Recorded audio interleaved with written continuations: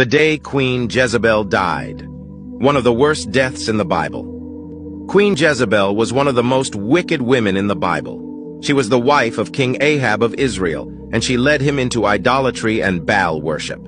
She also persecuted the prophets of God and killed many of them. One day Elijah the prophet prophesied that Jezebel would die a terrible death.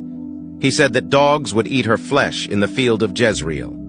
Years later, King Ahab was killed in battle, and his son Jehoram became king. Jehoram was a wicked king, just like his father. He continued to worship Baal and to persecute the prophets of God. One day Jehu, a general in Jehoram's army, was anointed king by Elisha the prophet. Jehu went to Jezreel to kill Jehoram and Jezebel. Jehoram was killed in battle, and Jezebel heard the news. She painted her face and did her hair, and she went to the window to watch Jehu approach. Jehu saw Jezebel at the window, and he shouted, "Who is on my side? Who?" Two of Jezebel's eunuchs looked out the window and said, "We are on your side, sir." Jehu said, "Throw her down." The eunuchs threw Jezebel out the window, and she fell to the ground. Jehu rode over her with his chariot, and her body was trampled by the horses. Then Jehu went into the palace and ate and drank.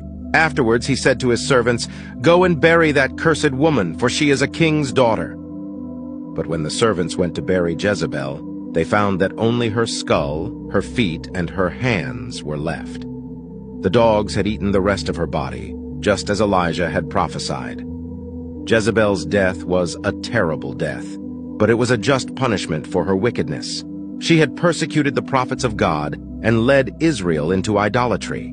Her death was a reminder that God will not tolerate wickedness, and that he will eventually punish those who sin against him.